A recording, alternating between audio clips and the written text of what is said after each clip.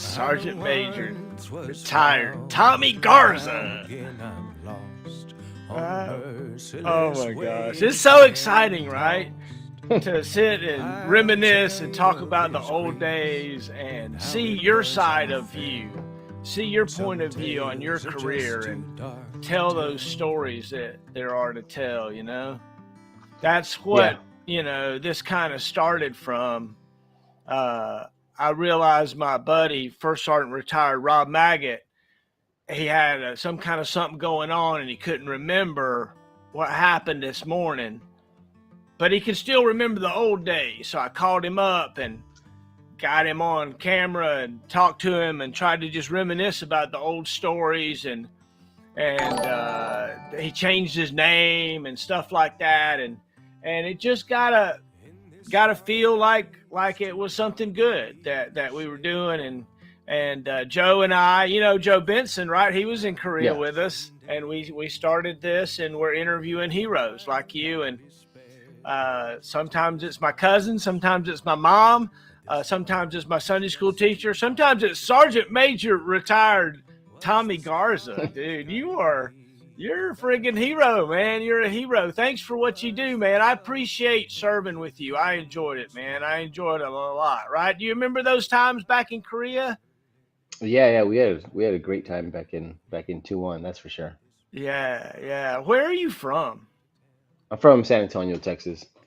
Right. That's got to be a beautiful place to be from, right? That's It is. so historic and so many memories and history. Was it good for you growing up? Did are you proud to be from San Antonio and all the heritage that comes with it? You got to be, right? Yeah, proud. I would say definitely proud of. Never bad to say I'm from San Antonio. A lot of people like to go visit there, so it's cool to be able to tell them where to go, where you had fun, stuff like that. But yeah, no, I think I don't have much to complain about it as far as growing up in San Antonio. Like it wasn't easy for my family, that's for sure. My parents worked till they became grandparents, I think. But I don't think I have too much to complain about it. My parents did everything they could for us, growing up. How many of us were there? There were six. There were six. Where were you at in there? I was right in the middle. Do you have middle child syndrome? I don't think so. I don't know. It depends. It depends on who you ask. Uh, Well, were you were you a rough and tumble kid? Were you shy? Did you ask directions easily? Were you, throw the directions away, we'll figure it out as we go? I think I've kind of always been, I guess probably shy. I've always been kind of shy, kind of, I don't want to know if maybe timid, I guess. I don't really want to say timid, but probably timid. Had to, be forced to do a lot of things. I feel normal. Like I see my kids and they don't want to do the same thing. So I feel like I was just kind of normal, just didn't want to do things on my own because, I could ask my mom and dad to do it. Right. Yeah. Isn't it neat to see how your own kids have their own unique personality, each one differently Oh from my different from gosh. their Yeah. own, and it's just interesting. Then you look back on your wants and desires, and you start to think, okay, I have some internal drive, right? I have something that's driving me that's different than the wants and likes of other people. Did you find you got along well with others? Um, as far as like growing up, I feel like I was more of an introvert. So it wasn't like it was easy. It wasn't hard to get along with people, but it was just the hard part was for me to start talking, Yeah. getting to know people because it was just if somebody doesn't want to talk to me, I've always been the guy that'll just sit there. I can be quiet by myself. Hey, look, I'm the same way. I'm the same way. Look, Apollo Harris says, "What's good?" This is Curtis Harris, man. Look at that. Hey, Look what's at going that. on, Harris? I got his book, man. Have you seen that? He wrote a book, dude. You got to I check it did. He out, sent man. he sent me a link, so I was able to get that ordered. I just got to. I'm in Abu Dhabi right now, so I got to wait for that thing to come in. Abu Dhabi, Yeah. Abu Dhabi. That's on the other side of the world, dude. Yes. Yes, it is. Oh my gosh. So, are you still in? Are you retired? Is your family over there? How are you in Abu Dhabi? So retired and got a job with Lockheed Martin over here with I actually transferred over to THAAD now. and they were able to support and bring all of my family with me. It was kind of one of my conditions was to stay with family after the retirement. So they're here. Amen. That It's is three so thirty. It's cool. 4 o'clock in the morning, so they're asleep, but they're here. Oh wow! Oh, so I didn't even realize that. Yeah. Right? That is so cool. So you're in Abu Dhabi, and you're working for Lockheed Martin. My dad retired from Lockheed. You know, my Oh, dad okay. worked on. He started out with the old SDI Star Wars as one of the first projects. Then he was actually on the ADATS and the linebacker Oh, okay. of the air defense branch. He worked on that for a while. He did the Hellfire missile program, and he sold Hellfires internationally for lots of countries using the Hellfires to blow up stuff with, not just Yeah. USA. You know, and my dad was the head contracts guy. Right? There's those missiles will come back at us one of these days. I got a feeling. But and so he was at Lockheed at the highest levels, right? He was I don't even know what they call him, director or a chief or something like that. Yeah. Yeah, yeah. So the THAAD, dude, they just shot something for real out of the sky with it, man. They did. They did. They did. We had 3 fires. I was actually transitioning here during one of them. They fired one before I flew in, and then like the day I flew in, like they fired, and then I landed or something like that. I can't remember the exact story, but it was the second one was like as soon as I got here. So And so that's like your stuff that they're shooting, and you're helping with it. yeah, yeah, we were. I was able to do the inspections and see a lot of the stuff afterward. It was pretty cool to see because Oh you know wow, that is first, so cool, dude. yeah, yeah, it was pretty awesome. All right, so tell me what did they shoot down? What happened? Tell me what happened. There's only so much I can say, Okay, say what you can say. Say especially what you with can being say. over here. All right. But they had fires over from yeah, now I can't even remember. You put me on the spot. I'm But sorry. they got fired on. They started shooting at their airport the first time, and I think they had some stuff land really near the airport. I know there was news reports about it hitting the airport, but it didn't. It was just near. And but yeah, they were able to shoot it down. I think Patriot over here because we have ADAB over here. Patriot shot down some stuff as well. They shot down some debris because it's still after Thad hit it, it was still coming in pretty fast. So Patriot had to shoot it. But yeah, it was just I don't know the exact missile that they shot at, but it was the Houthi basically trying to come in and threaten the UAE. So, all right. So, look, we can talk about being militant and all kinds of things all day long, but you can't ever blame a missile defender, right? You can't blame somebody that's looking up in the sky and watching out for bad guys shooting at them, right? What's Right. it like to be protecting those folks in real time over there? Because tomorrow they could be shooting, the next day they could be shooting.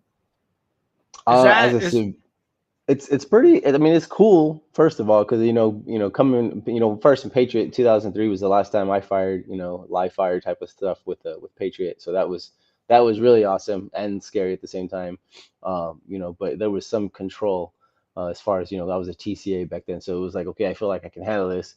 Now being a civilian, it's kind of like I have to rely on these guys, and if they don't know their job, that's the scary part, especially if I have family here and stuff like that. So but there's a oh plan. I mean, the embassy's got the plan for all the civilians and the contractors here and stuff like that. So that was comforting to the family when they finally arrived. But yeah, so have you done the Neo practice yet?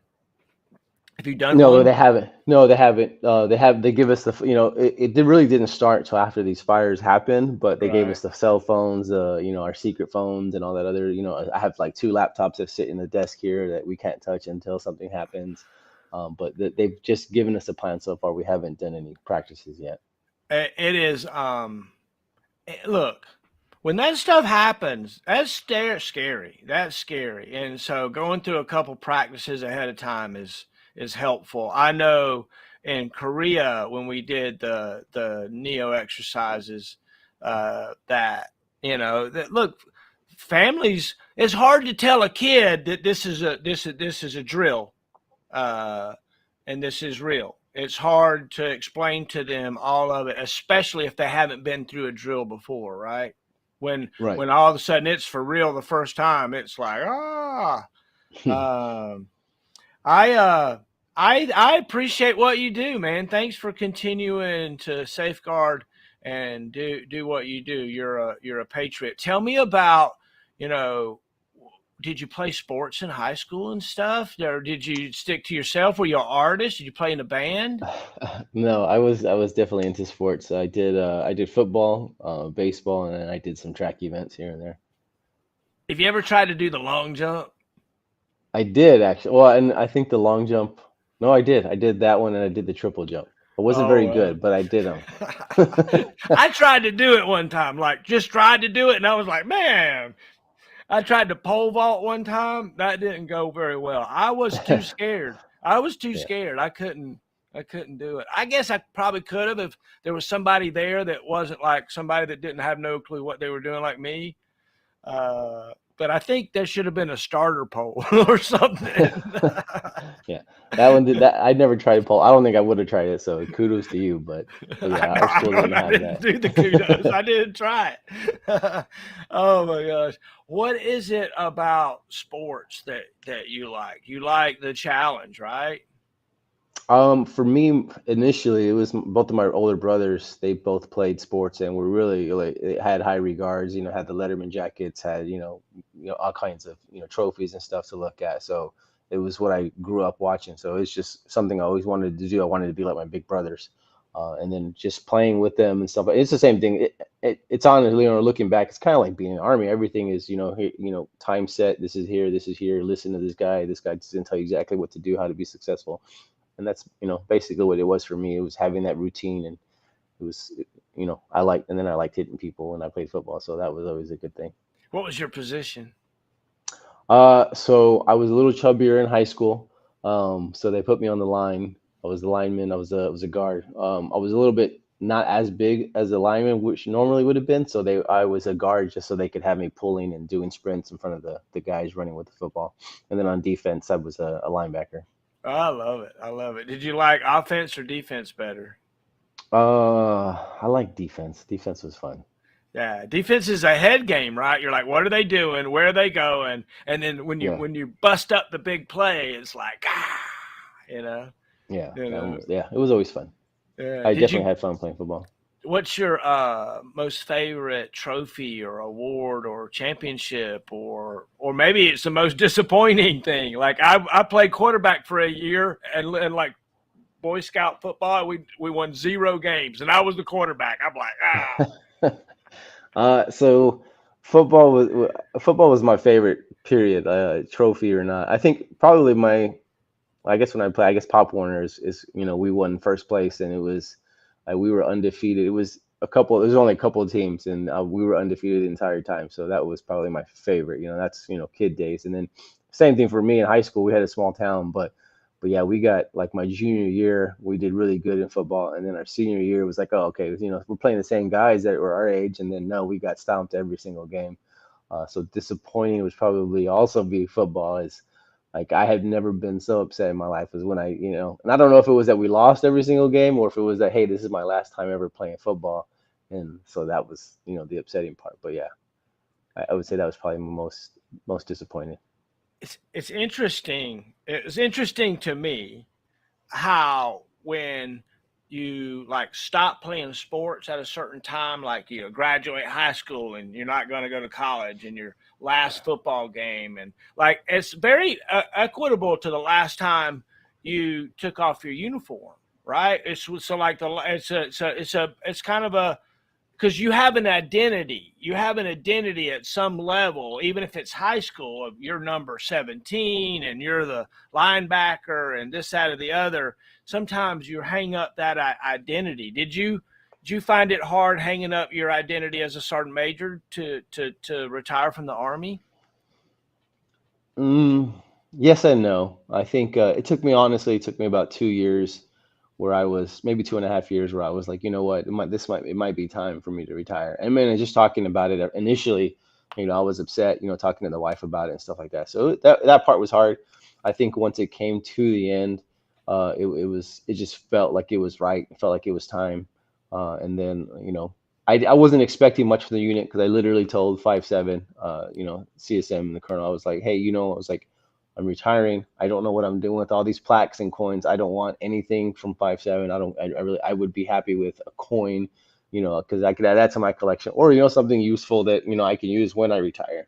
And then they actually got me a pretty cool rocking chair, and it was a little bit more, I got a little bit more emotional than I had planned on, because I expected to walk in and just say, hey, thanks, and leave. And then it was, the Colonel gave me, Colonel Rockamine, he gave me this awesome speech, and it started off with, you know, he took his initial words were like, hey, think back in 1999. Some of you guys were in elementary, some of you guys weren't born yet, some of you guys were, doing things in middle school. And then it was just like, Sergeant Major Garza did A, B, C. And it was just like, wow, like I hadn't really thought about that in depth, and the way he worded it, like it just caused me to think back on basically the 2-1 era, 5.52 era, all that good stuff. And it was just like, man. So yeah, that part was emotional. Yeah. I want to get Colonel Rockamine on. He was a lieutenant of mine in Officer Basic Course. I'd love to see Oh, him. okay. He's a That, super guy, that guy right? is awesome. He's an awesome leader. Oh yeah. He was one I'm very proud of. One I'm very proud of. Captain Lee and I and the whole crew, Burnley and Canada and Maxwell. It was such a great, wonderful time. What was it about joining the Army or whatever that was easy for you? Was there something when you joined the Army you like slipped right into? Listening, just listening to people telling me what to do. It was kind of, that part was easy. Just did what I was told. Yeah, I yeah. didn't always do it right, but I did it. Right. That's an interesting thing, right? Being willing to take instruction, being willing to say, okay, I'm a private, and so as long as you don't beat me up too bad, I guess I'm going to do what you make me do, and it kind of works out. We found that most of our leaders, if they were empowered, that they really did a good job, right? Oh yes, definitely. Yeah. It's leaders that were not empowered, that felt like they were being throttled somehow, that always bucked against the system and had an issue. And it was interesting, a tough line to travel there. What was it made you join the Army? Um, so kind of cliche, but I was kind of always knew, like since I was a kid, as young as I can remember, I knew that I was going to join the army. My dad served in Vietnam, so he was my hero. When as a kid, hearing his stories and the things that he did, I mean, so it was like kind of like, oh, I want to be like that. And then, I was always the kid that had all the GI Joes. I had my siblings still give me crap about it to this day, but um, like everybody shared rooms back then, and then I had my tent in my room, and then I slept with my GI Joes and all my little plastic soldiers and all that good stuff. So to me, it was kind of like I was always supposed to join the army. I love it. Okay, so your GI Joe squad. Which guy were you in the squad? I was the captain. Oh, I you were the captain. Okay, good. So are you a all right, so if you were going to play like a war game, would you want to play like squad level or are you like rule the world level? What do you now, like to do? now knowing what I know, it's probably squad level. That part is fun, easy to move, type of Yeah. good stuff. Yeah, right? That would be I was looking for I think a World War II game would be fun to play, right? With pretty good physics and stuff. I think that would be cool. If you want to play a war game, I don't know. I find myself sometimes wanting to play games, right? I used to be a professional NASCAR driver, right? Oh, I didn't know that. That's pretty awesome. Yeah. It's on the internet. There's a professional NASCAR driver on the internet. It's an important distinction, but it's a NASCAR sanctioned. I got the little card I could show you. It was, it was 1999 when you were just joining the army. Yeah. Oh my gosh! So what did you join the army to do? What was your MOS? 14 Echo. I joined for the Patriot system. I don't think they described it as the 14 Echo when I joined, but that's what I joined as. So look, and so did you also qualify as a TCA? Yes. So you were a Table 12 TCA at one point, right? Yes. Boom, dude! I think that is just bad assery, right? You got you. a lieutenant or a captain or a warrant officer, a communications person, and you guys are in there playing. I don't even know what kind of cool game it is, right? The interface kind of quirky and it's kind of sucks, but it's pretty cool, right? Yeah, it was definitely cool at the time, especially to have, like you said, the table 12. Just people don't really get those too often, or didn't get those back then. Now it's a little bit, I'll say, different. I don't want to say easier, but it's a little different now. But yeah, table 12 back then really did mean a lot. Yeah, right. So do you think the standards have changed about table 12 between now and then? I don't, not the evaluating standards, but the standards as far as what you have to do. Like, there's no more a mop 2 or mop 4 or any of that stuff. It's, Oh, really? yeah, until you're in the van. But like how we used to start in mop 4 for the march, like they don't do that anymore. Oh, they don't even do it? Oh, You know, wow. until table 12 now is kind of like a ORE type of deal. Oh, man. So back in our day, it was a bunch of pomp and circumstance, right? It Yes. was a Yeah. dude, it was something. It was a major training event. We would train for months. You guys would do air battle week, right? Where you'd stay up late at night and fight air battles all night, Right. right? To just because we'd had some incidents where we had made the wrong decision. We were testing software. We were constantly upgrading. We were doing PBD 17 upgrades and all that Yeah. stuff, right? Remember those I days? sure do. Yes. Did you ever like have a pucker factor? Like you were in there and you made a wrong decision or do you remember messing up ever? Always, always. Just, I mean, even if you didn't mess up, there was always a pucker factor, because we just, especially, there was always, I remember it was me and Lieutenant Lewis. I think her name is Lieutenant Curran now, but, or Yeah, Curran, not yeah. Lieutenant, but yeah, she was my TCO, and she, like, it was just times like and her and I did really well as a crew, and when it was me, her, and Al Gorey, and we just, there was one time we did the table 12 and we just sat there, and it was kind of like, a lull, and it was just kind of like, oh my, did we miss something? Like, did we do it or not? And it was just like, nobody, the evaluator just sits there, doesn't say anything. So it's kind of like, yeah, yeah, it's definitely that there was always a pucker factor. There was definitely always mistakes made, but the success was probably the best part, obviously. But yeah. Oh yeah. So what he's describing for those of you that are listening is the Patriot weapon system fights a battle that is brought to you digitally, and it brings in architectural links from other things. And you get not only your own radar's picture, but you get other feeds that come in. And you're supposed to make decisions about what to do and what to shoot and what not to shoot and what classifies this and what classifies that. And you got three individuals that are trying to figure out, and the system tries in many cases to fire automatically. It's almost like they have to override it from firing. And sometimes they have to do all these mode switches. And part of the equation is that the evaluators will make things go wrong or mess things up or cut off the link from here so your air picture suddenly got changed. And these guys and gals were learning to do the highest level decision making you could ever imagine on the fly to try to protect the Korean Peninsula from, North Korean missiles or Chinese missiles or whatever. And so when we talk about this Patriot, I would tell you, did you realize it at the time how cool it was what you were doing and what you were a part of and the decisions and things that we were making? No, I thought it was super nerdy and I hated No way, because it. I dude, hated it. oh no, that's like, but man, but look, the skill set Yeah. that you gain, look how valuable it is right now, right? Look, you're making a life for your family. You're having adventures. You're one of the good guys' crews. You're loving it. I hope, and I think it's cool that you're up at 4 o'clock in the morning from Abu Dhabi to talk to us here over in America. What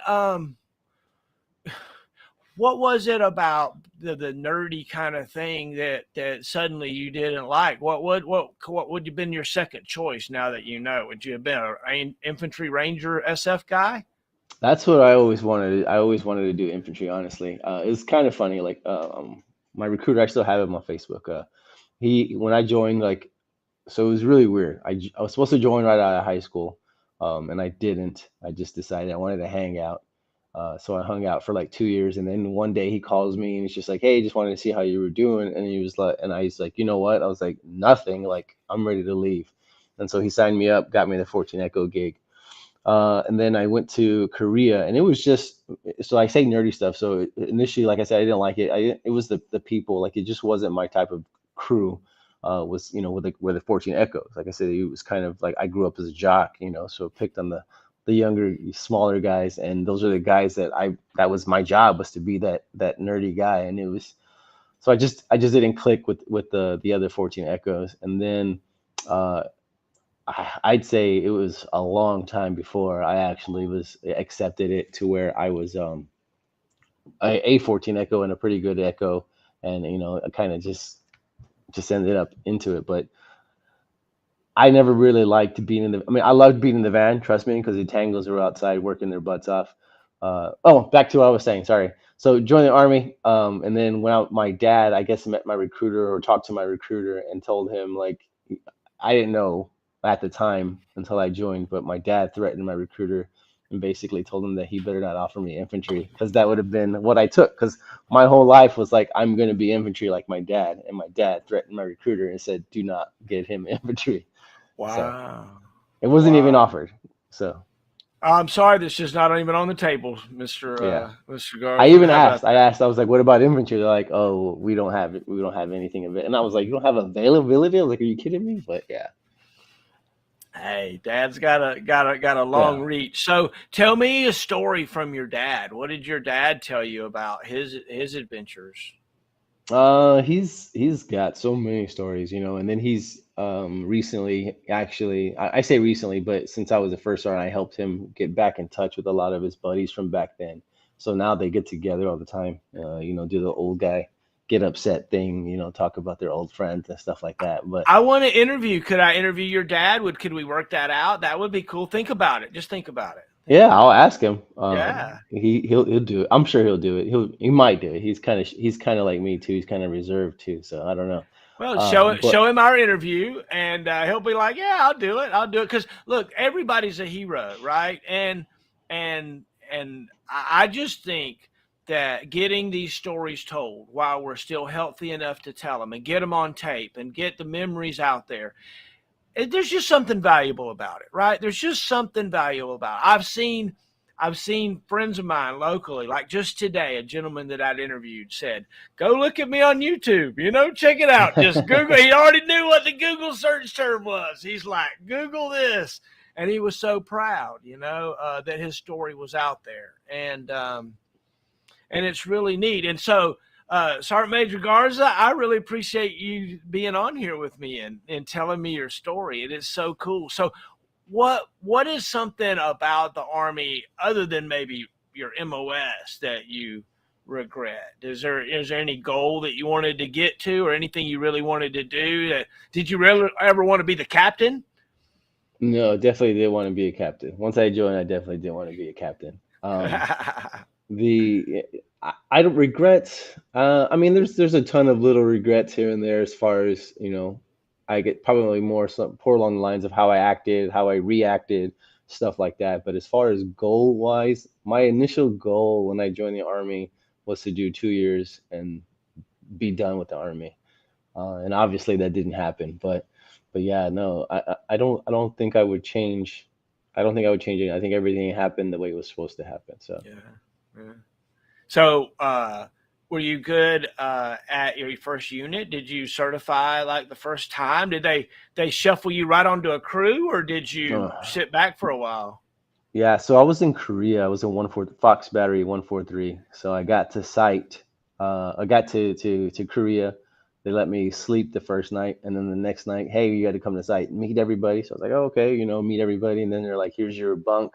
You got to stay out here and study for your table floor exam. And so, yeah, I was on a crew pretty instantly in 143. Studied for the test every day, every night until I passed it. I think it took me twice to pass it, because it was, initially it was like 100 150 questions and you had to get a 90, and then yeah, certified. I was pretty there was was very limited when I was in. So I can say I was the number one TCA, but there was only two of us. So the other guy was just, not as fast. That was pretty much it. He was, but it was just, day on, day off for about 6 to 8 months until we actually got, soldiers come into Korea back then. So So you did at one point a real world mission in Korea as a private in a Patriot, day on, day off missions. yep, every day for 12 months. Yeah. And so that's something that it's just tough. It's really tough to kind of put it into kind of a thought process bubble that in the geekoid way, you are standing on the wall for a year watching out with binos, right? Every other That's one way day. to look at it. That's one way. Dude, I've never looked at it like that. I've never looked at it like that. So yeah. yeah, dude, you were the friggin' dude on the wall looking out. You know, look, both you and I know what went on in Korea and the things that going on there and the all the stuff. And look, that was tough. It's tough. So one of the things that air defense specifically gets lost in is how alert we always are and have been and have to be. You never sleep. First to fire, right? That is so true. When the hits the fan, we're the ones that are first to fire because 99 to 99% of the time somebody's attacking us, right? And we're Right. having to begin to defend ourselves. And we're out there on the wall. So thank you, my hero, for being up there and doing that. Private, Garza on the wall, the digital geeky wall, but wall nonetheless. And look, also that Patriot radar, like if you're like some kind of a radar geek that wanted to shoot radars, that thing's not hard to find, right? Right. You kind of can figure out where it's at. Yeah. If you wanted to just fling off a harm missile at it, just for giggles. Do you remember a time as a private when you were like, forget this stuff, I'm done. I'm going to the Ville, I'm defecting, I'm getting on a plane and get out of here? Uh, I think that was probably every day. Like I said, I never liked really, I didn't like being an echo. I hated being in the van. I mean, it was always, your face was in a book, reading up on the updates, upgrades, and then, having to get tested. And then, some officers in there watching you, to evaluate you guys. And it was, so no, yeah, I think every day I was done with it every day. What was after Korea? You were there for a year. I was there for Obviously you about didn't get any trouble. Did you leave as a specialist? No, I didn't. I was there for about 15 months. Oh wow. And I was because I was a private for about 3 years. I'll put it that way. Oh, you got to tell me the private Garza stories, Yeah. Sergeant So it Major. was I was it's like I said, I was told like, hey, you're the number one TCA, rated, ranked one of two type of thing. And it just kind of got to my head, and then I was still, I guess everybody back then used to say, oh, you still act like you're from San Antonio.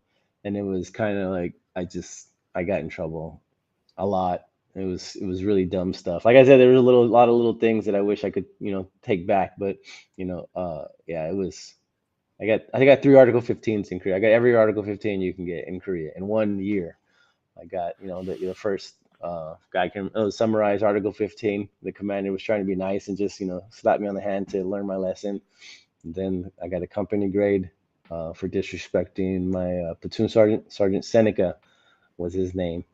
And then the third one was I got a little bit too drunk in the Ville in Suwon and got my field grade for that. Yeah.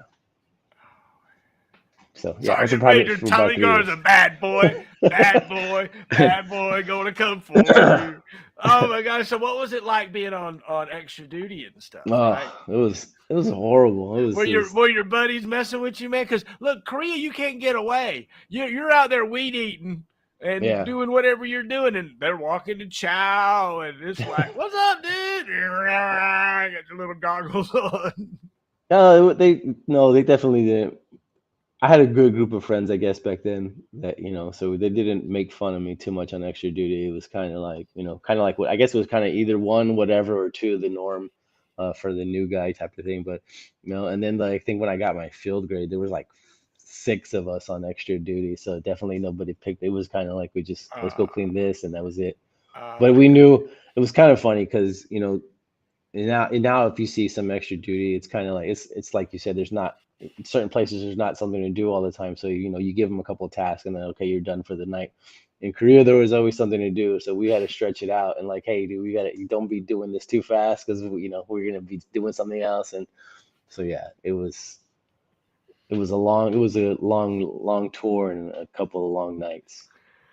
Oh my gosh. Wow. That is so interesting. Thanks for sharing. I love it. I love it. I love it. What was it about your platoon sergeant that you ended up like disrespecting or something? Just being a snotty? Just I've been that kind Yeah, of snotty before, you know. yeah, with him it was total me. And I even after I got the article, I waited till after I got the article 15 to apologize. I told him I was like I didn't want to apologize to you during before the process because I didn't want him to think that I was trying to get out of trouble or trying to kiss his butt just for trouble. So after everything was done, then I was just like, hey, I'm really sorry.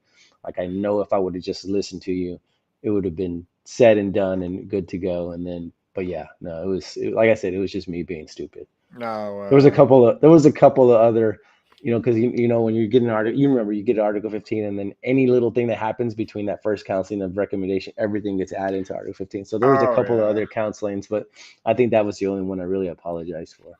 Amen. Amen. I hear you. I hear you. It's look, you show up in a new place with a new skill set and a lot of testosterone filled males want to show out a little bit or something or think that I don't know. It's just interesting, right? I had soldiers of mine that I knew who I could let be on courtesy patrol and know who I couldn't put on courtesy patrol, right? I had certain folks I'd put on courtesy patrol go down to the bill. They'd have the whole club, everybody locked up, right? They'd be like Barney Fife out there whipping them around, you know? Oh my gosh. Did uh did did you transition easily then to sergeant? Yeah, I feel well. So once I left Korea, I think I transitioned and just changed me as a completely. Like, I was trying to be better, and trying not. It really tried hard not to get in trouble, trying to just be better. Uh, and I felt like I was doing that. I did pretty good. I had a lot of good leaders once I got to 552 that took care of me basically and showed me what right was. And I had that before, I just didn't pay attention. But in 552, I did pay attention. I did listen. And that's where I had my platoon sergeant was Chacon was there to help me out a lot. He helped me out a lot.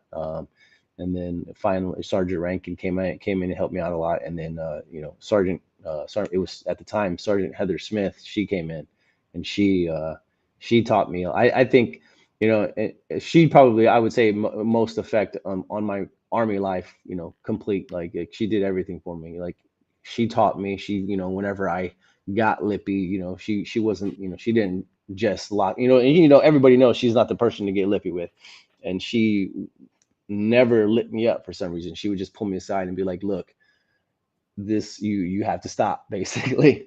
And it took me a while to realize, like, hey, she's considered me a friend rather than just a troop. And she, like I said, she took care of me. If it wasn't for her, I probably wouldn't have made it to sergeant.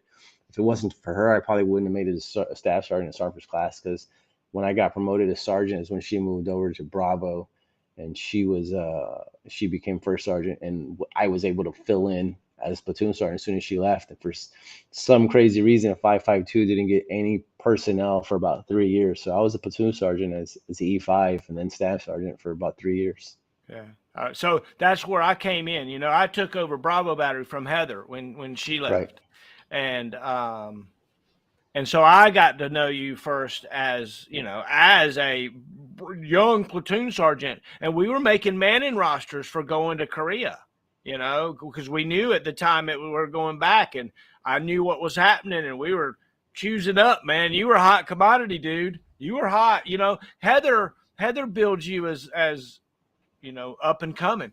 She didn't bill you as troubled, troubled private. She was like, this is the horse. You got to ride this horse right here, and we Yeah, she did. took care of me. Yeah, we and I thought we took care of you. What weren't you in Delta Battery? Yes, yeah, I was in Charlie when we were in 552, and then when we transitioned to 2-1, I moved over to Delta. Yeah, It was, yeah. You were in. Gosh, what's his name? First sergeant Mike Medina.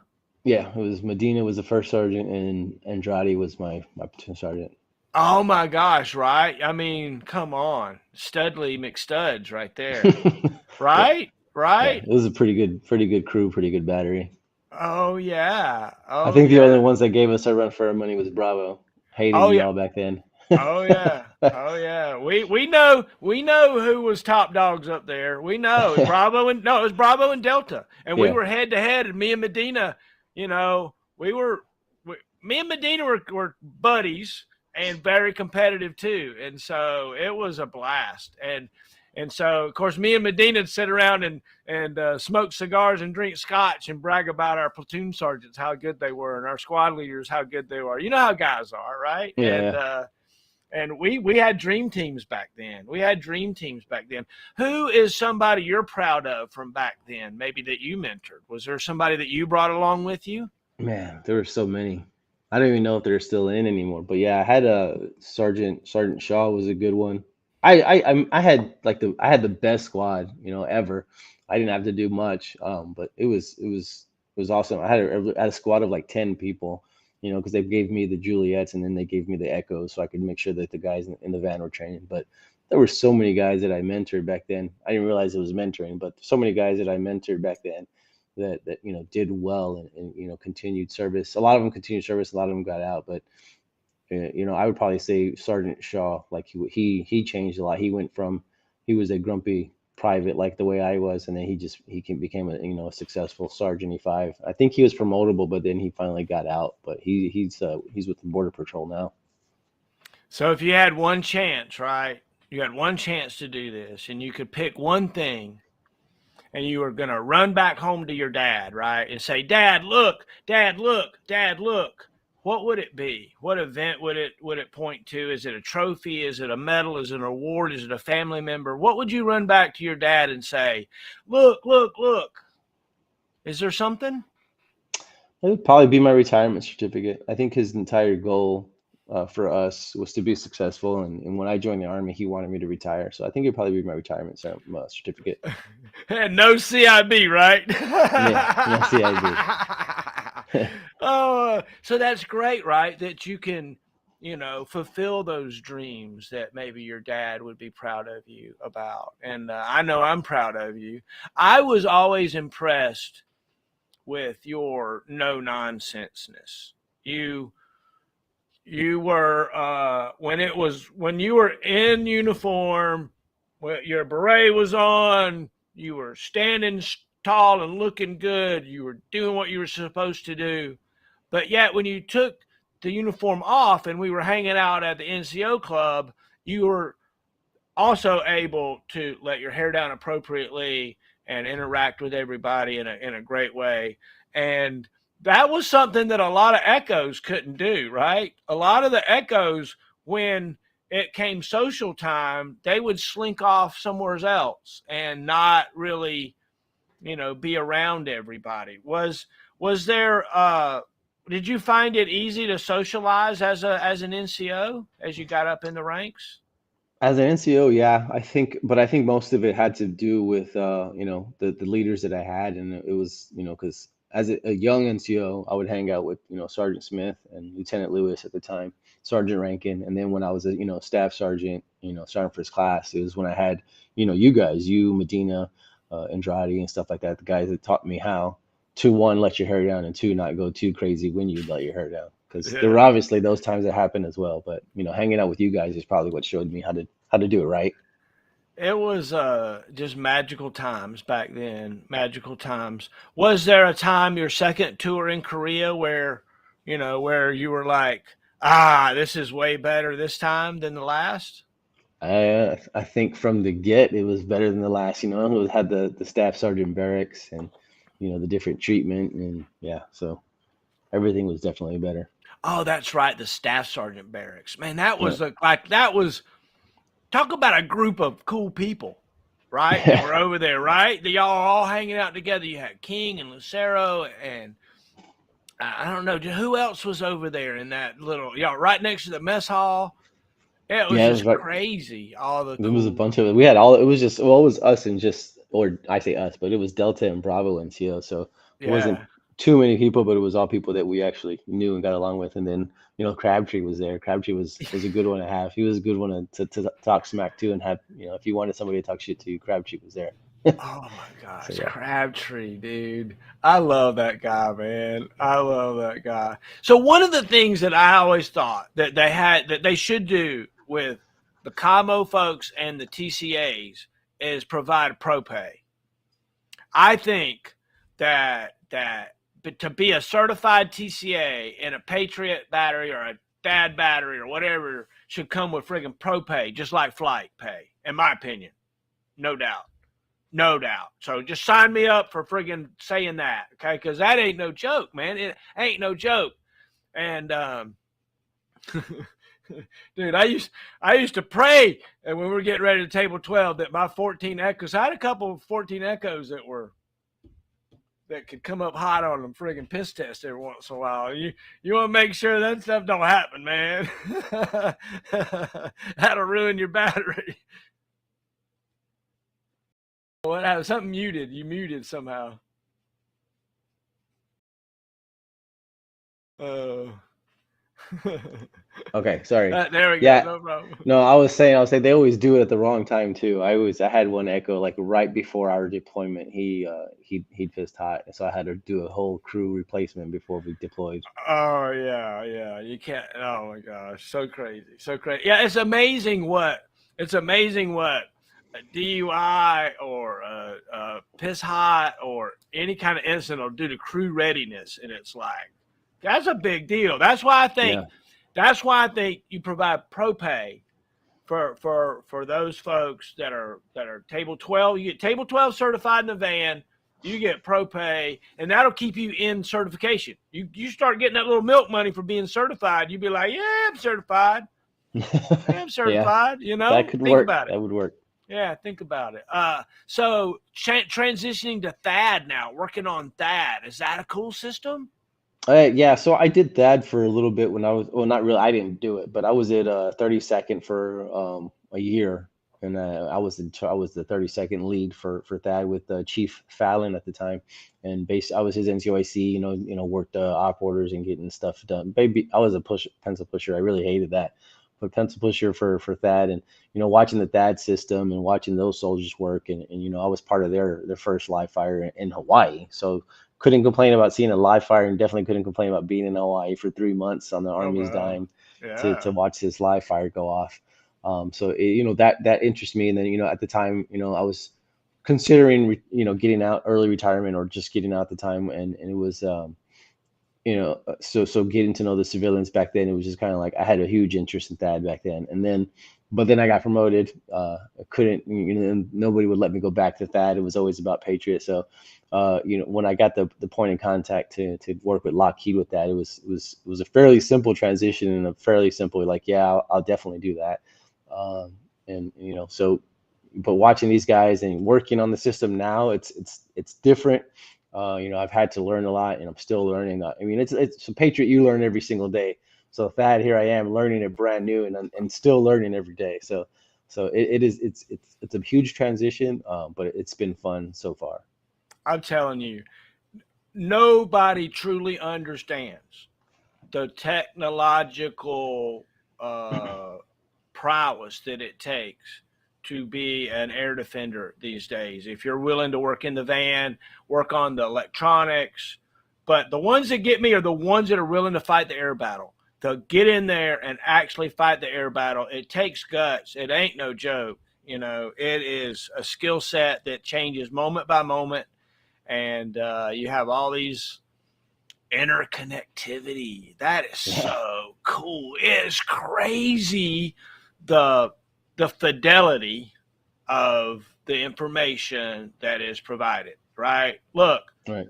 we track Santa Claus at NORAD. I've seen it, right? My colonel's been on there, Colonel Boyer, talking about where Santa Claus is going. So if they can see Santa Claus, they can see everything, and put steel on target. This hypersonic stuff is kind of crazy, dude. Oh yeah. Oh wow, it is kind of crazy. It is absolutely crazy. What was it like? Did you ever spend any time as a first sergeant? I did. I did 3 years with Charlie 143. 3 years as a first sergeant. I love it. I Three love years, it. one battery. That's awesome. Congratulations. Did y'all get your Thank you. table Thank you. 12? No, we did not do table 12. I don't think we even tried for table 12 because it was nonstop when I got there. We were supposed to get ready for a deployment, and then the deployment got canceled. So it was like the whole first year we getting ready to deploy, and then deployment got canceled. And they're like, okay, we're going on this deployment. So then we had another year of getting ready for the next deployment, and then we were just deployed. So it was no, we never tried for a table 12, but I feel like we definitely had the crews to do a table 12, and I had the trainers in my battery to do a table 12.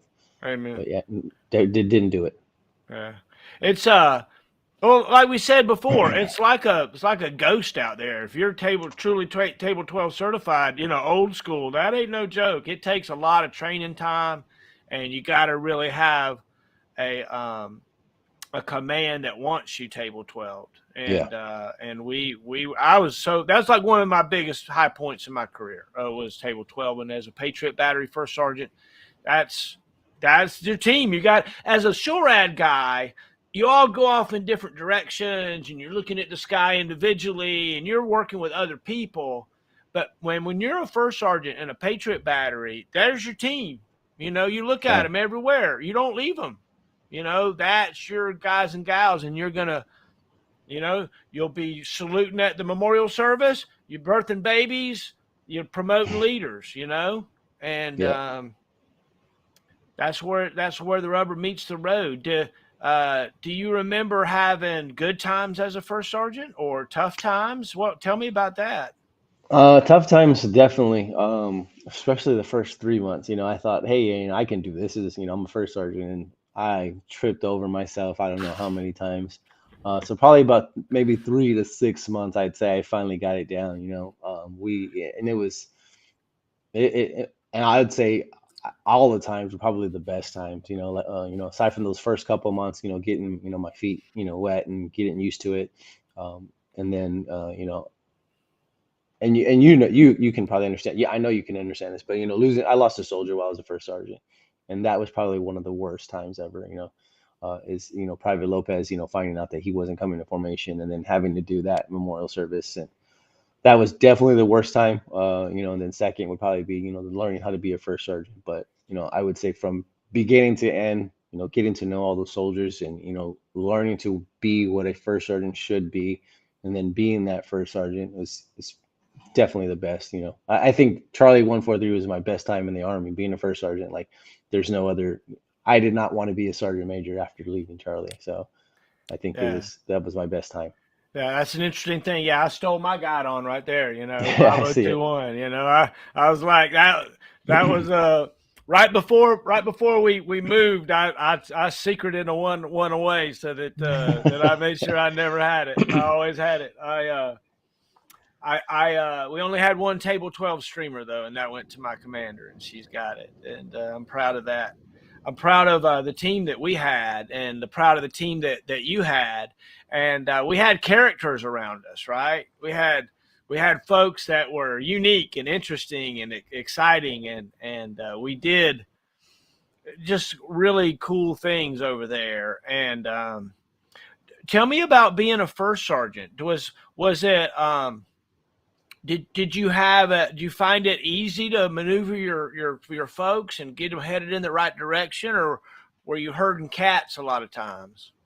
I think initially I was hurting cats. I had I I improved, or my battery improved, to a point. Like, we were expected to be, a rear D battery, and we were expected to be, like the worst battery.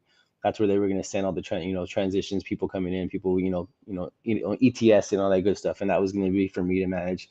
But for some strange reason, we ended up being one of the best batteries, in the unit, and then actually earned the best, unit streamer. So that was pretty awesome for me. But the soldiers that I had, and watching them grow and wanting to, be the number one battery, that's like I said, that was like the best of times. I don't remember the question. Too sorry, Yeah. but yeah, Don't ever challenge an underdog, right? Don't ever yeah, challenge an underdog, not definitely, in the army, because they'll yeah. stand up, right? You got teams and you get cohesive and you can do it.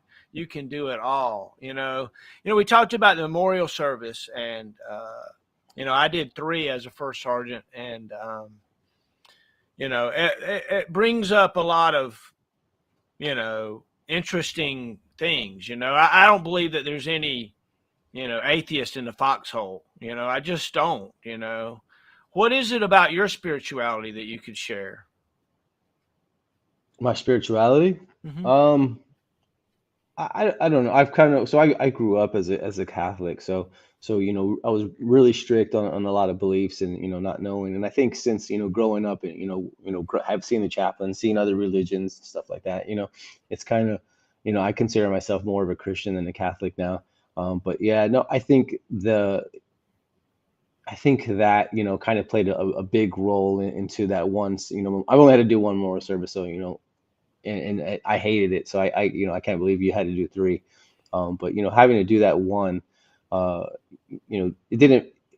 I really had to, believe in my, spirituality and lean on it a lot during that time. And there's times, I mean, where I still think about it, and it sucks. But especially going, like when I was in 5.7 sergeant major, I didn't have to do it. I just kind of watched it. There was another memorial service, and it just played back and flashbacks, I guess, if you will, into my situation. And it was like I had to talk to some people. I had to sit and talk to the wife because it was just like she helped me through the first time. So when I started having those feelings and having those thoughts again, I had to talk to her because it's a pretty bad situation. I know you know that, but it was just thinking about it still, it just it sucked and it hurts, but it happened. It is. I had 2 automobile accidents and a suicide, and they were spread out at different times in different places, and those kinds of things. You realize that there's times that you're the one that has to be strong, and you're the one that has to be there, and you have a role and a mission to play, and you can't quite grieve maybe when everybody else is grieving. You have to kind of grieve on your own in your own way. So thank you for sharing. I appreciate that. Brag on your kids for me a little bit and your family, if you don't mind. Man, I have 3 daughters. The first one, the older one, is Caroline. She was born in 2010. She's awesome. She doesn't live here. She lives in San Antonio with her mom, and she's an awesome kid. Around me. I just put it this way. Around me, she's very reserved, like me. She's very timid. It's been difficult for us, just because I've been gone, since she was a baby, deployed, and she's in San Antonio, so I've never been able to be stationed in San Antonio.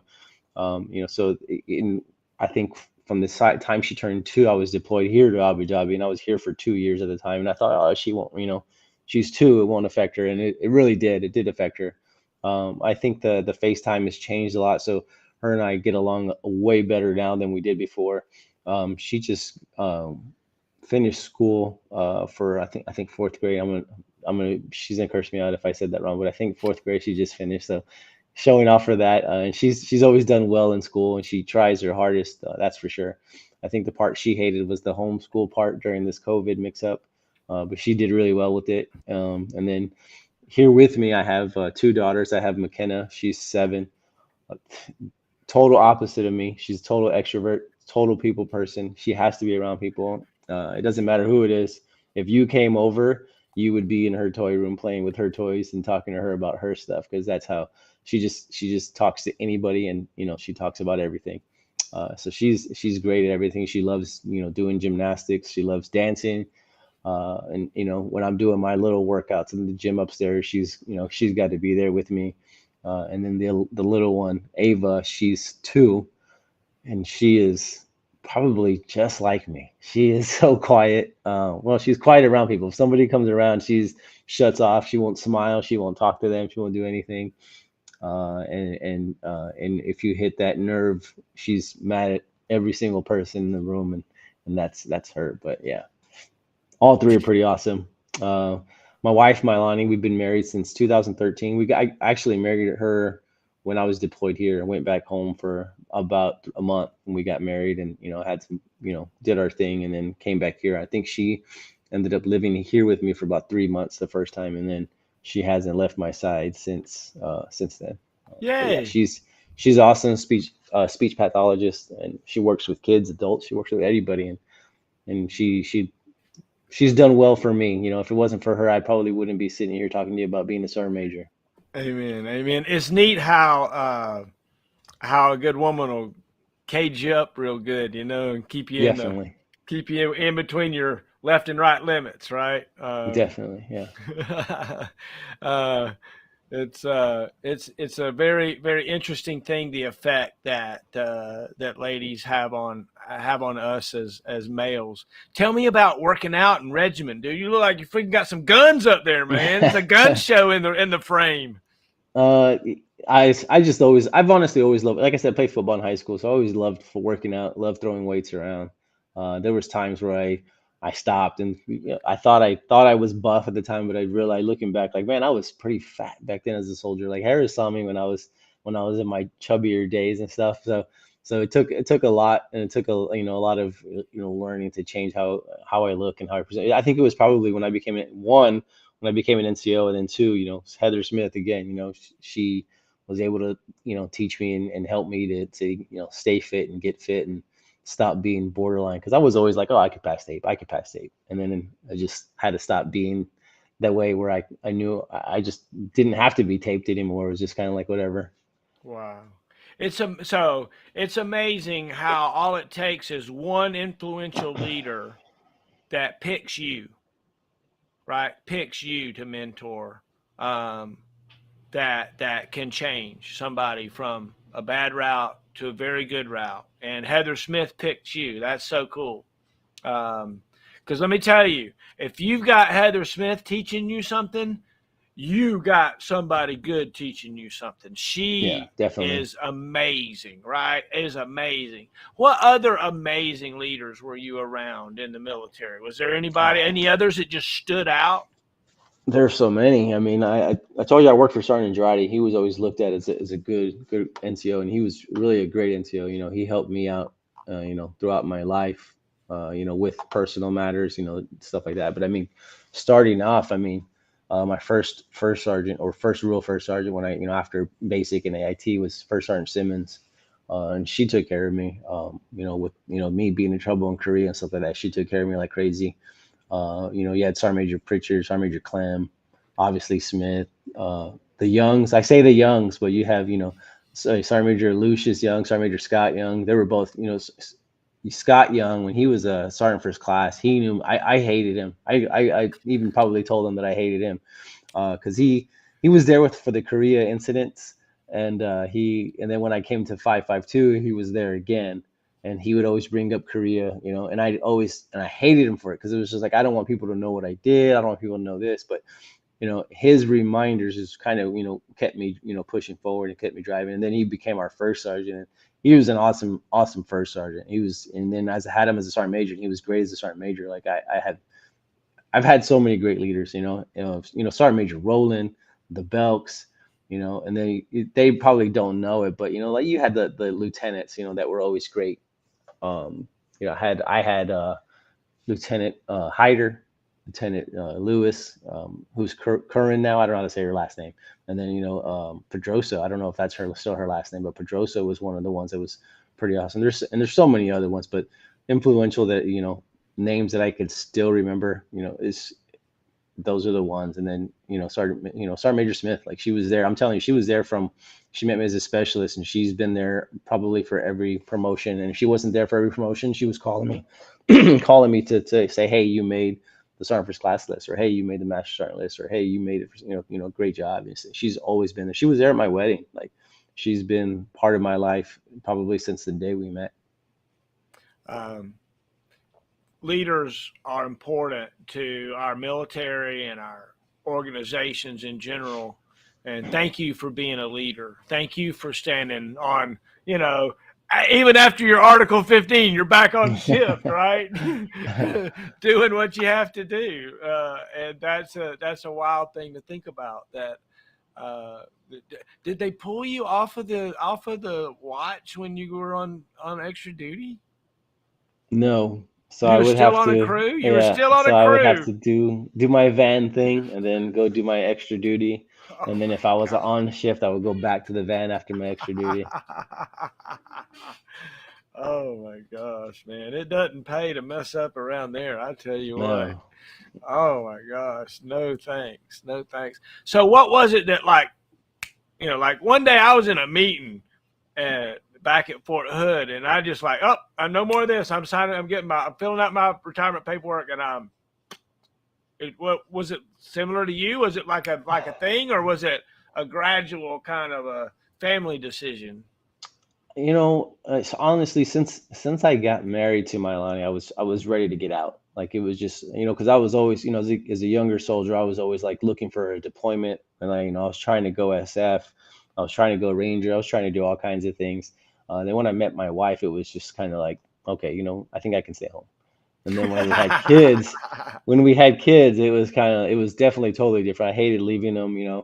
Uh, I Ava hasn't had to experience me deploying, but I left for a couple months here and there, and she hated it. She absolutely hated it, and so did I. So I think the kids definitely changed it. But I think so. Probably when I was sergeant first class, I think I was kind of already like, I could, be a civilian. And then as a first sergeant, had a blast with being a first sergeant, and then it was kind of like I don't. There was really nothing else I wanted to do. Like I felt like after being a first sergeant, like there was, I accomplished everything I wanted to accomplish there, and there was nothing else. So I think then is when I was ready to retire.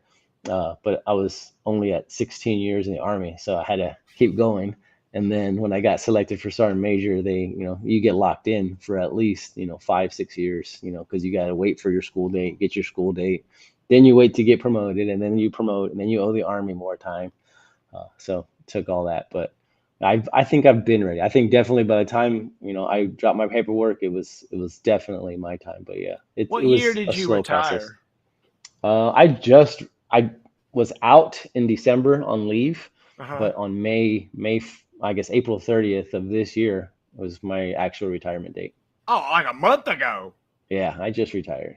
Oh, gone, dude. Man, the starch is still fresh in them BDUs. Yeah, What was yes, your favorite uniform? the BDUs, Yeah, BDUs. right. Yeah. Yeah, especially I mean the new ones are all right. The summer ones are really comfortable, but the BDUs are always my favorite. I think you could come to work and you can tell who was professional and ready to work at the same time. Oh man, we spent so much time shining boots and pressing uniforms. It Yeah. was, it was wild. It was wild. The amount of time we spent on our appearance, in addition to the things we had to do for our regular job and stuff. You didn't.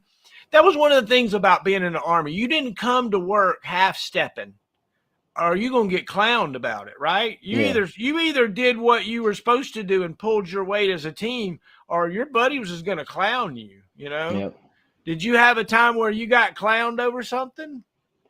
Uh, Probably a lot of times, but I think probably one of the biggest ones is my haircut. So I was always I did that I one I time. I never I would always have a haircut, and then there was just like this one time like I forgot, and it was like I was a 4-day weekend, and I came in. Heather Smith was a platoon sergeant, and I was like, you know what? There's no way I'm getting. So I came to formation and totally bicked my hair. I had no hair whatsoever, and that was how I didn't get in trouble, but definitely got heckled about it for a little bit. Oh my gosh. I did that. I went in AIT. I forgot to get a haircut on weekend pass, or when I got there, it was too late, or whatever it was. Anyway, I showed up without a haircut, so I had my buddy take my electric razor and try to give me a haircut with it. It was not good. It was not good. I got the nickname Fuzzy Wuzzy the next day. The next day. If you could go back I think you've kind of already said it, but I'm gonna ask it anyway. If you could go back and relive any one year or one time again, what would it be? Like really like change. I don't know. Whatever. You can change it. You can do it the same. You can just live it over again. Just I If don't I know. if I could do anything over again, it'd probably be my first sergeant time. That was that was the best. Like it's you have so much control. Being that first sergeant of that unit. Especially if you have a great team. And I feel like I had the best team that I could have had, and it was I would go back and be a first sergeant for Charlie 143 any day. Amen. Amen. I totally get it. I totally get it. I totally get it. If uh if you could change one thing, is there anything you would change or could change, or I don't know that I even it's not even fair to ask that question sometimes. There's probably a lot of things that I would change, but I think I never wanted to be a sergeant major, and so being an ops sergeant major was really horrible for me because there's nobody tells you this, but there's no as a first sergeant to me it was all about buy-in. You have this idea, this is what I want to do, and you get everybody to buy in, and then that's how you get the team to go in.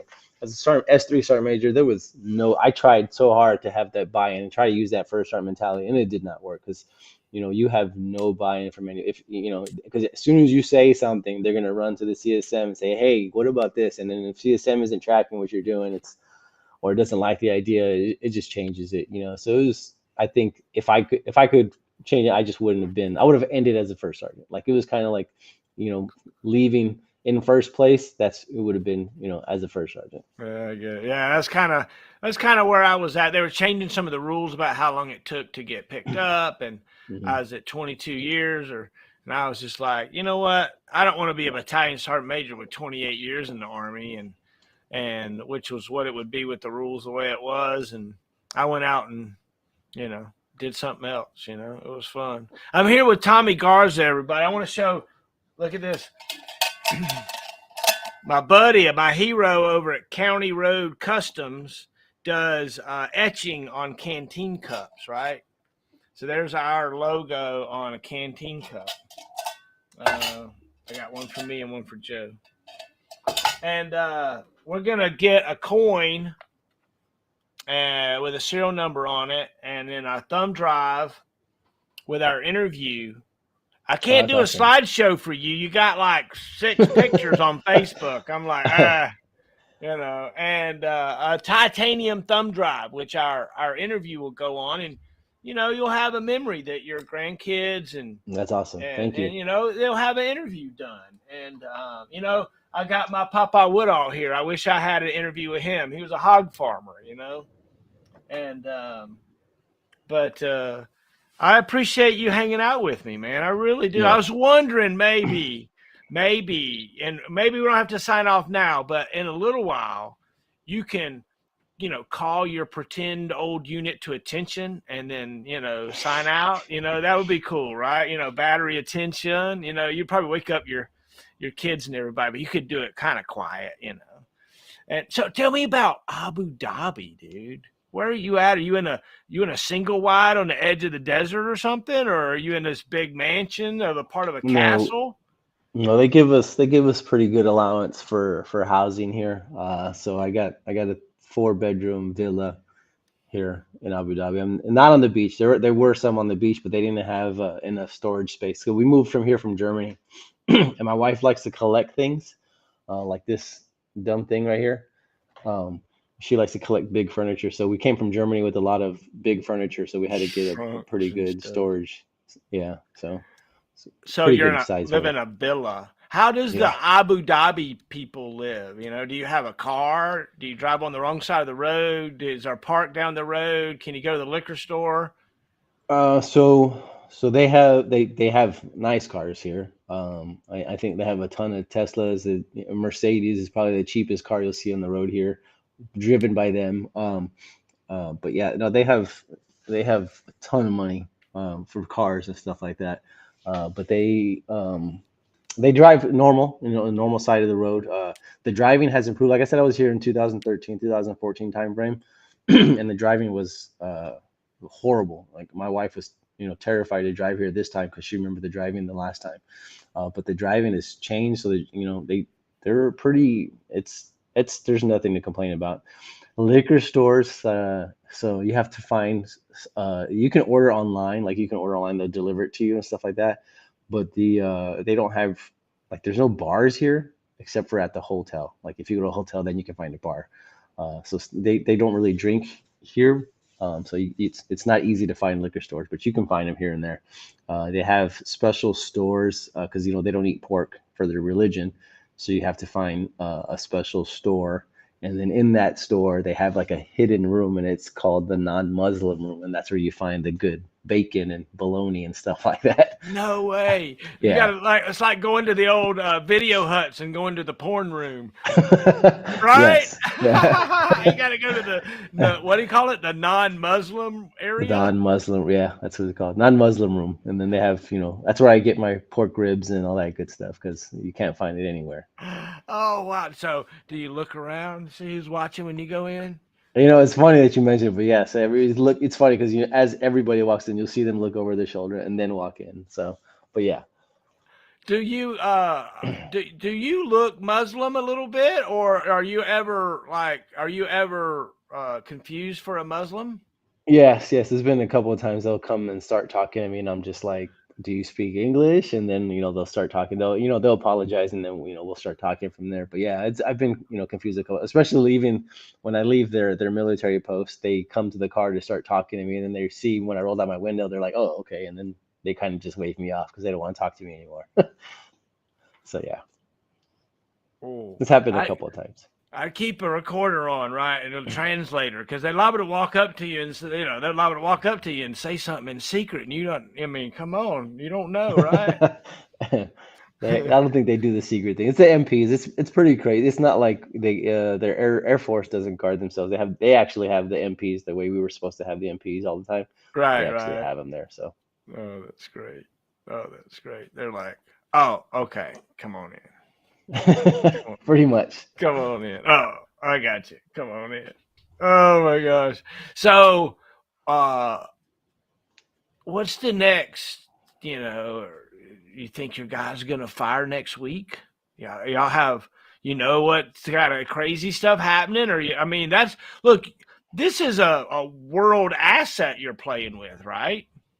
So expectation wise, no, they're kind of it's it's crazy. So if you or if we were deployed and you found out your unit had fired on a calm night or something like that, you would have been at work like 3 o'clock in the morning after, right as soon as they fired, right?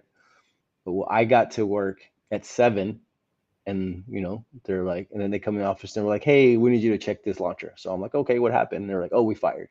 So I was like, what do you mean you fired? Like they were just like, yeah, we fired.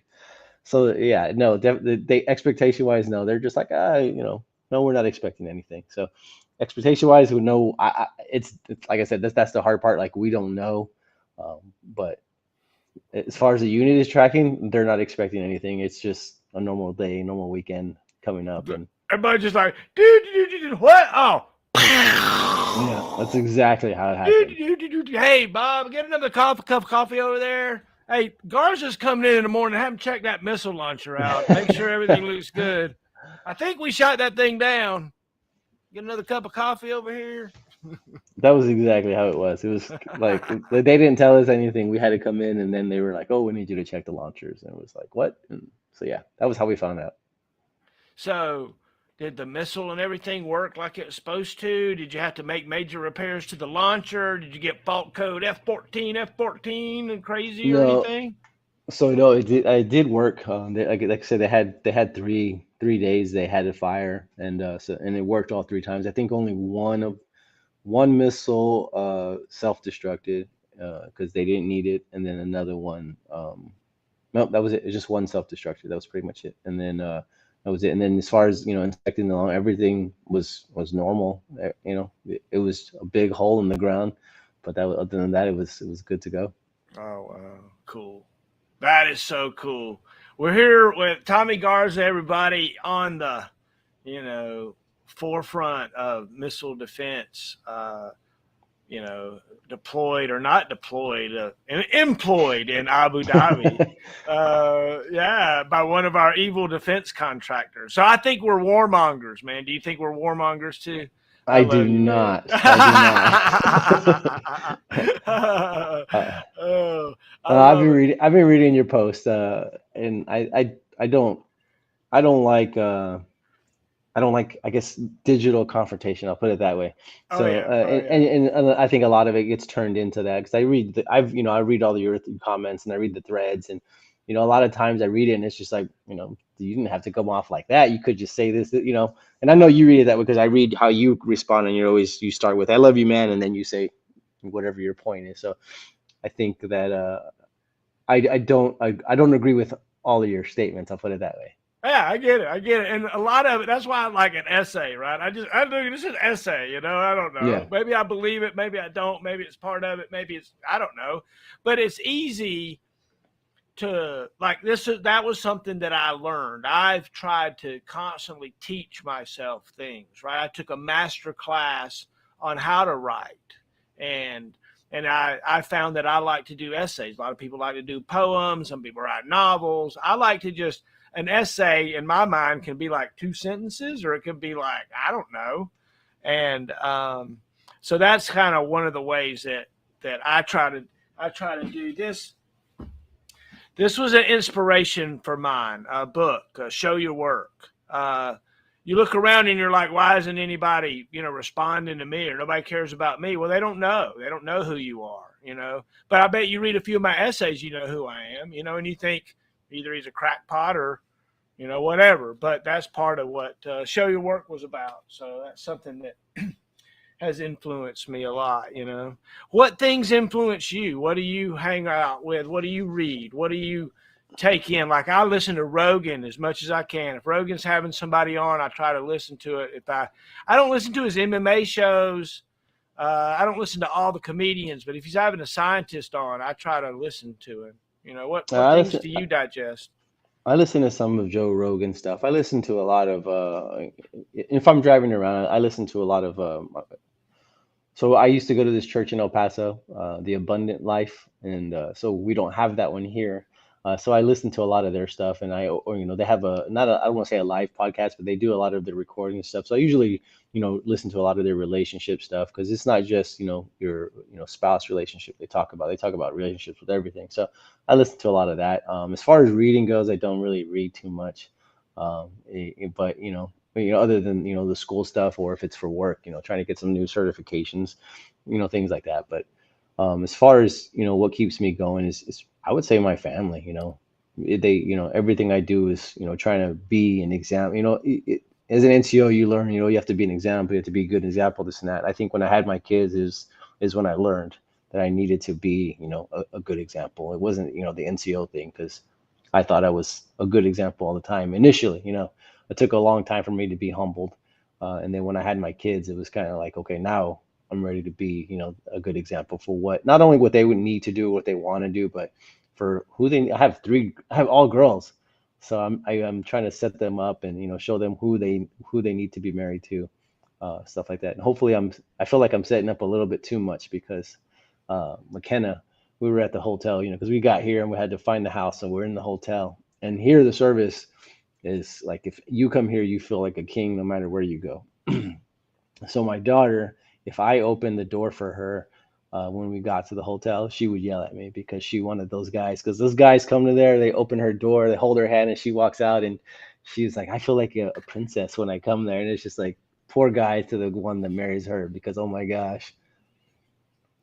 Amen. Amen. I love it. I love it. Joe Benson says, well said. So yeah, let's end it tonight with that. Why don't you think about, if you don't mind, calling us to attention, even if it's quietly, and salute Man, and give us a sign out. Can you do you're that, gonna get First me in Sergeant? trouble. All right. Bay, Tench, Cold Steel 7, signing out. Oh, amen. I love it. I love it. Thanks, Sergeant Major. I appreciate it, Thank man. I you. had Thank you a so much. blast. It's Thanks, been Joe. wonderful.